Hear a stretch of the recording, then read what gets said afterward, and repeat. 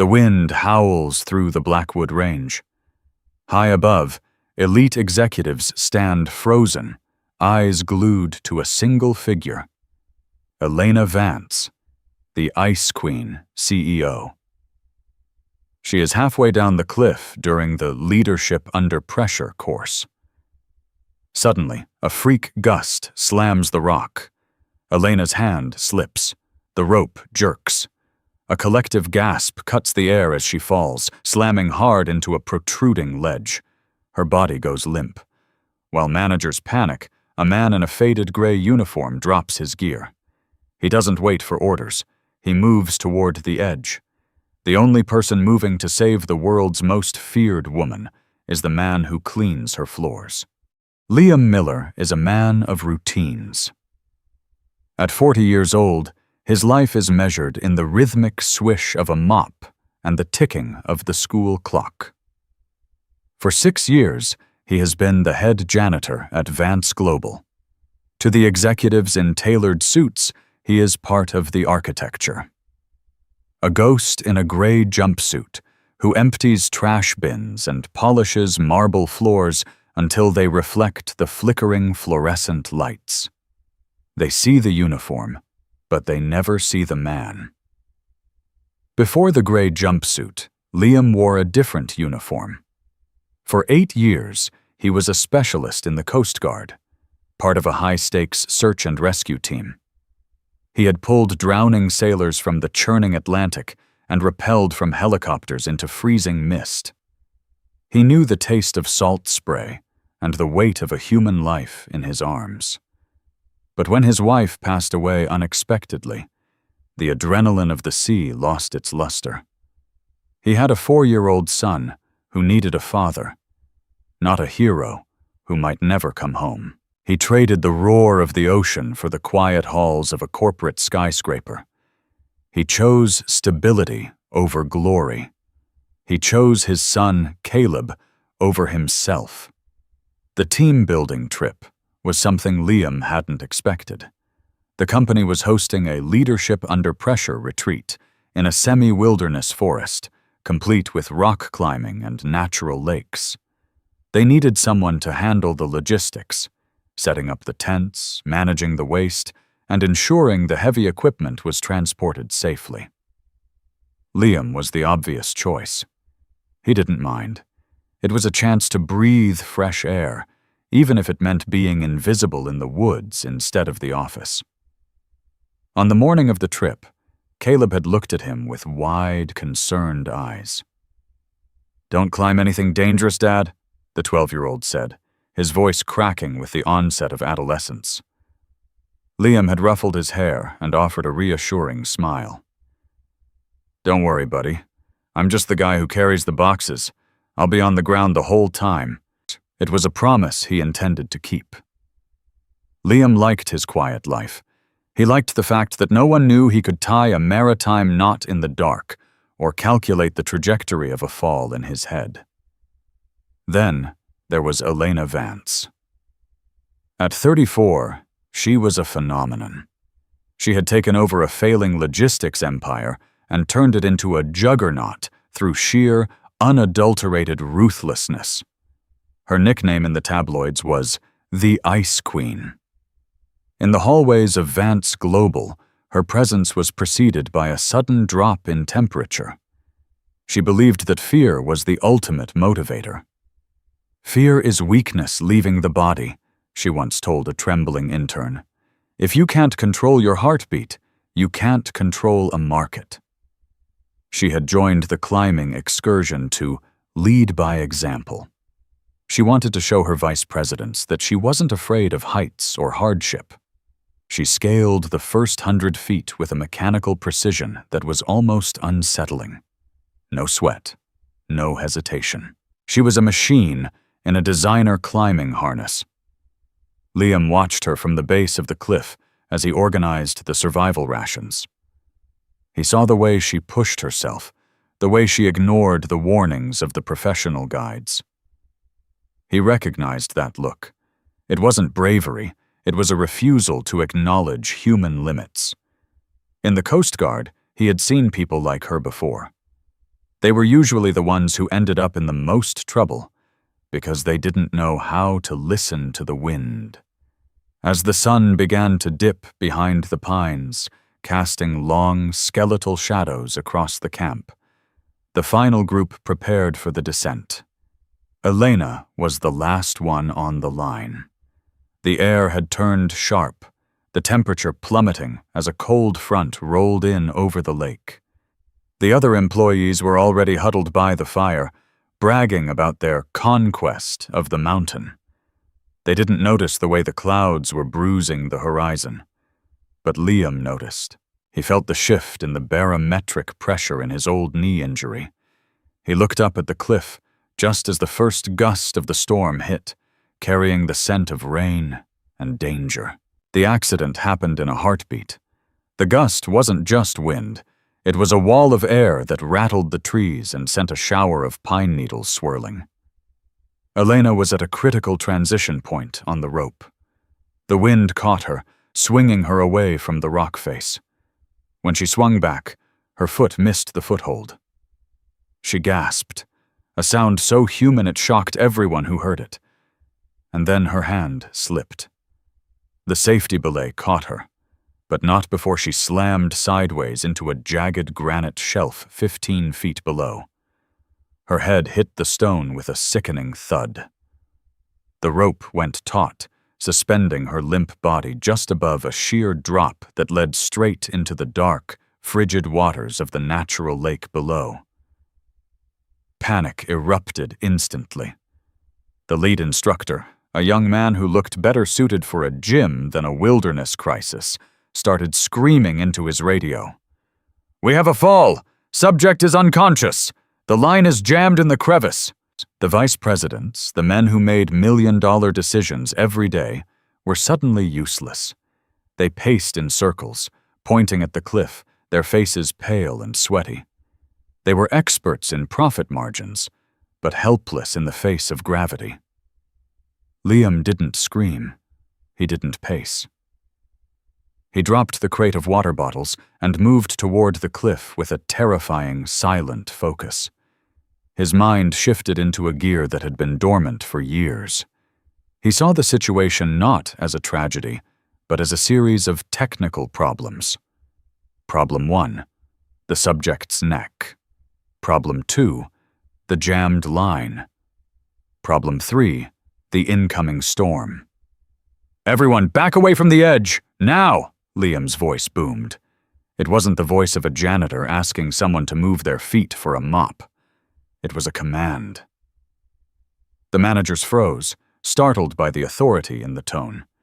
It was the voice of a man who had seen the worst of the ocean and lived to tell the tale. Liam grabbed a secondary coil of rope and a medical kit from the emergency station. He didn't ask for permission. He stepped over the safety barrier. "Hey, you can't go out there!" the instructor yelled, grabbing Liam's arm. Liam looked at him. Just a look. Cold, steady, and filled with a decade of life and death experience. "She has a head injury. If she stays in that harness, she'll develop suspension trauma in 10 minutes. Her blood will pool in her legs and her heart will fail. Do you want to explain that to the board, or do you want to let me work?" The instructor let go. Liam rappelled down the side with a fluid grace that left the onlookers speechless. He reached the ledge where Elena lay. She was pale, a thin trickle of blood running from her temple into her dark hair. Her breathing was shallow. He could hear the wind whistling through the crevices of the rock, a haunting sound that signaled the storm's full arrival. He landed softly beside her, immediately placing his hands on either side of her head to stabilize her spine. He checked her pulse. Fast, thready. He checked her pupils. Unequal. A concussion. Possibly a slow bleed. "Elena," he said firmly, but calmly. "My name is Liam. You've had a fall. I'm holding your head steady. You are safe." She didn't respond, but her eyelids flickered. Above them, the wind was picking up. The lake below was beginning to whitecap. Liam knew they couldn't wait for a full rescue team to set up a litter. He had to secure her now. He reached into his kit and pulled out a portable sea collar, slipping it around her neck with practiced ease. He then used a webbing sling to create a piggyback harness, tethering her body to his own. He felt the weight of her, the life of the most powerful woman in the city, literally hanging on his strength. The instructor shouted down from the top, his voice trembling. "The rescue helicopter is 20 minutes out. Can you hold her?" "I'm moving her to the flat ground," Liam called back. "I need 3 people on the haul line, slow and steady. If you jerk this rope, she's gone." For the next 10 minutes, the entire company watched in a trance. The janitor, the man they usually walked past without a word, was now the only thing standing between their CEO and a body bag. He moved with a meticulousness that was hypnotic. He guided her limp form through the jagged rocks, using his own body as a shield to keep her from hitting the cliff again. Every muscle in his arms burned, but his resolve was unbreakable. When they finally reached the top, Liam didn't celebrate. He laid her out on a flat patch of moss, checked her vitals again, and began a primary survey. He treated the scalp wound and covered her with a thermal blanket. He was already thinking ahead to the medical handoff, his mind clear of anything but the mission. The instructor approached him, looking humbled and confused. "Where did you learn to do that? You're the janitor." Liam wiped a smudge of Elena's blood off his thumb. "I was a Coast Guard rescue swimmer for 8 years, he said simply. "A long time ago." He stood up, walked back to the equipment tent, and picked up the water bottles he had dropped. The crisis was over. The professional rescue was coming. He went back to his job because he knew that in 10 minutes, the executives would find their voices again, and they wouldn't want to see a janitor standing over their boss. The sound of the helicopter blades was the last thing Elena remembered, before the world went black. When she finally opened her eyes, she wasn't on a mountain. She was in a sterile, white room with the rhythmic beep of a heart monitor providing a steady pulse to the silence. The scent of antiseptic was a harsh contrast to the crisp pine air she had breathed hours before. Her head throbbed with a dull, insistent rhythm. She tried to sit up, but a sharp pain in her neck reminded her of the fall. A nurse appeared instantly. "Easy, Ms. Vance. You've had a grade 2 concussion and a minor spinal strain. You're lucky to be alive." "Where is my team?" Elena's voice was a rasp. Even in a hospital gown, she tried to reclaim her authority, though it felt fragile. "They are in the waiting room, but the doctor said only one visitor at a time." Over the next 2 days, the vice presidents came in one by one. They brought flowers, expensive chocolates, and reports on the stock price. They told her how brave they had been during the rescue. They spoke about the logistics of the evacuation. They were already spinning the story to make themselves look like heroes. But none of them could look her in the eye for very long. Elena wasn't an idiot. She had been conscious for a few seconds on that ledge. She remembered a voice. It wasn't the panicked shout of her managers. It was a deep, gravelly voice that sounded like the earth itself. It had told her she was safe. She remembered the feeling of strong, calloused hands holding her head steady while the world spun. Those hands hadn't trembled once. "Who pulled me off the ledge?" she asked her chief of operations. The man hesitated, shifting his weight. "Well, the instructors handled the ropes, and the paramedics arrived shortly after." "I didn't ask who handled the ropes," Elena snapped. "I asked who was on the ledge with me. Who held my head?" The COO sighed. It was one of the support staff. The janitor. Liam, I think his name is." Elena fell silent. The image of the man flashed in her mind. The quiet guy in the gray jumpsuit she had seen 1,000 times in the lobby. The man who always stood aside to let her pass. The man she had never thanked, never acknowledged, and never truly seen. She realized with a jolt of shame that she didn't even know his last name. A week later, Elena was back at the office.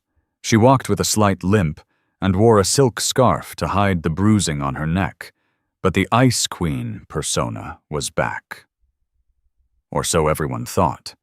But behind the closed doors of her office, she found herself staring at the floors he cleaned, noticing the shine for the first time. She sent her assistant to find Liam. Half an hour later, the janitor stood in the doorway of her massive corner office. He didn't look intimidated. He stood with his hands at his sides, his shoulders back. He looked like a man who had faced 40-foot waves and survived. The expensive mahogany and glass meant nothing to him. "You wanted to see me, Ms. Vance?" "Sit down, Liam." He sat in the expensive leather chair, looking strangely out of place and yet completely comfortable. "I'm told you saved my life," she said, leaning forward. "My instructor said the way you stabilized my spine prevented permanent nerve damage. They also said you didn't hesitate." Liam shrugged. "Panic is a luxury, Ms. Vance. On a mountain, it's a death sentence. I just did what I was trained to do." "Why did you leave the Coast Guard?" she asked, her eyes searching his face. "A man with your skills? Why are you emptying my trash bins?" Liam looked out the window at the city skyline. "Because my son needed a father who was guaranteed to come home every night. Being a hero doesn't pay for a college fund if you're at the bottom of the ocean. I chose a quiet life so he could have a loud one." Elena felt a strange tightening in her chest. She had spent her entire life chasing the loud life, the power, the noise, the prestige. She had stepped on everyone to get to the top of the mountain, only to realize that when she fell, the people she stepped on were the only ones who knew how to catch her. She felt the weight of her own ambition, suddenly realizing how hollow it was. "Why didn't you hesitate to save me?" she pushed. "I haven't exactly been the kindest employer. I know what they call me." Liam looked her directly in the eye. "Because panic spreads faster than injuries, Ms. Vance. If I had let them panic, you would have died. And because at the end of the day, when you're bleeding on a rock, you aren't a CEO. You're just a person, and I don't leave people behind." Elena had spent her career thinking that showing vulnerability was a sign of failure. But looking at Liam, she realized that his strength came from a place of deep, quiet empathy. He didn't need to shout to be heard. He didn't need a title to be respected. He had the kind of authority that couldn't be bought. "The company panicked," she admitted, her voice dropping. "My leaders, the men I pay hundreds of thousands of dollars to be decisive, they fell apart." "They are trained to manage spreadsheets," Liam said gently. "They aren't trained to manage the wind. You can't expect a goldfish to survive in the ocean." Elena stood up and walked to the window, standing where Liam had looked moments before. She looked at the bustling city below, a landscape of glass and concrete that felt more fragile than ever. "I want to change that. I want to change everything." The culture at Vance Global didn't change overnight, but the shift was impossible to ignore. It began with the Safety First initiative. Elena didn't just hire a consultant. She personally oversaw a new mandatory training program for every level of the company, from the interns to the board of directors. She was present at every meeting, listening more than she spoke. She didn't tell them the story of her fall. She didn't need to. The rumor mill had already done the work. But she did something no one expected. She made Liam Miller the lead consultant for the crisis response team. She wanted his DNA in the foundations of the company. It wasn't a promotion in the traditional sense. He didn't move into a glass office. He refused to give up his janitorial duties entirely, claiming he liked the work and the people. Instead, he spent 3 days a week in the new training center she had built, a state-of-the-art facility designed to teach employees how to handle real-world pressure. He taught them how to breathe, how to focus, and how to look out for one another. One afternoon, Liam was at the training site, which had been moved to a safer, more controlled area of the forest. Near the spot where Elena had fallen, a young pine tree had been damaged during the rescue. A large branch had been snapped, hanging by a thread of bark. It was a scar on the landscape, much like the one Elena carried. Liam didn't cut the branch off. Instead, he had spent weeks carefully splinting it, using grafting tape and support wires. He treated the tree like a patient. He spoke to it softly as he worked, a side of him the office never saw. Elena found him there, checking the tension on the wires. She had been watching him from a distance for a while, admiring the patience in his movements. "Is it going to live?" she asked, stepping over a fallen log. She was wearing hiking boots and a simple jacket, a far cry from the power suits of the past month. "Look," Liam said, pointing to a tiny, bright green bud pushing through the bark near the break. "It's scarred, and it'll always grow at an angle, but it's pushing out new growth. It took its time to heal the core before it tried to reach for the sun again." Elena looked at the tree, then at the jagged cliff in the distance. She understood the metaphor. Her company was that tree. She had been so focused on reaching for the sun that she had forgotten to strengthen her core. She had built a structure that looked impressive from the outside, but was brittle on the inside. She saw her own reflection in the struggling plant. "I've spent 10 years building a fortress," she said quietly. "I realize that when the walls are too high, no one can get in to help you when the roof caves in." "A fortress is just a fancy way of being trapped," Liam replied. "A forest is better. Trees support each other. Their roots are intertwined. When the wind blows, they lean into each other. They share nutrients through the soil. They are a community, not a collection of individuals." Elena reached out and touched the new bud. For the first time, she felt a sense of peace that didn't come from a profit margin. She had started spending time with Liam outside of work. Simple walks, coffee in the break room where he once sat alone. She had even met Caleb. The boy had been wary at first, but when he saw the way his father laughed around her, he had started to open up. She found herself becoming part of their small, grounded world. Liam had taught her that strength wasn't about the absence of fear. It was about the presence of character. He had shown her that the most valuable people in a room are often the ones making the least noise. He was her anchor in a world that was always trying to drift away. She began to implement reverse mentoring, and she forced her executives to spend a week working on the front lines, in the warehouses, on the delivery trucks, and yes, with the maintenance crews. She wanted them to see the invisible people who kept the heart of the company beating. She wanted them to learn the names of the people who polished their floors. The Ice Queen moniker began to fade.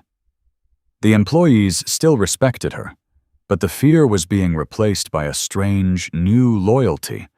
They weren't just working for a paycheck anymore, they were working for a community. They felt seen, and in turn, they started to see her. But the biggest change was in Elena herself. She started leaving the office at 5 p.m. She started taking weekends off. She realized that the world didn't stop turning if she wasn't at her desk. She began to find the soft place to land that Liam had once spoken about. She learned that a life lived only for success is a life half-lived. As the 1-year anniversary approached, the board pressured Elena for a grand PR campaign. They wanted Liam to be the face of humble leadership, seeing his story as a marketing tool to boost the firm's image. Elena brought the proposal to Liam on the cliff where it all began. The air was calm, the training center buzzing nearby. "They want to make you a vice president, Liam," she said. "A massive salary, a title, a corner office. They want to turn you into a celebrity." Liam looked over the lake. "And what do you want, Elena?" "I want you to be happy. You've given this company a soul. You deserve everything, but I know money isn't your goal." Liam smiled. "I already have what I deserve. A proud son, a job with direct results, and a friend who finally knows how to breathe. I don't need a title." He handed back the proposal. "I'll take the job on one condition. No office, no title. I'll be the director of resilience, and no one gets fired for mistakes during training. We teach them to be better humans. Also, I keep my mop. I do my best thinking while polishing floors. It keeps me grounded." Elena laughed warmly. "You're a stubborn man, Liam." "I just know my value," he replied. "It comes from the work you do when no one is watching." As the sun set, the employees walked back to the lodges together. There was no fear, only a community. In the final scene, Liam moves a floor polisher through the lobby with rhythmic precision. Elena stops, waiting for him to finish, and offers a nod of profound respect. It is a moment of true equality. The story of the Ice Queen and the ghost in the gray jumpsuit became a corporate legend. They found strength in each other's vulnerability. Sometimes the person you think is beneath you is the only one who can reach you at your lowest. Being a hero is simply refusing to let go when the world tells you to drop the rope. The tree on the cliff grew strong, its crooked branch a reminder of the day it almost broke. But the new growth was vibrant. Elena Vance finally stood on solid ground, her roots deep and her core strong. If you were moved by this story, please support High TL Stories. Like, subscribe, and share who the silent hero in your life is. Let's honor those who bring the light back. See you in the next story.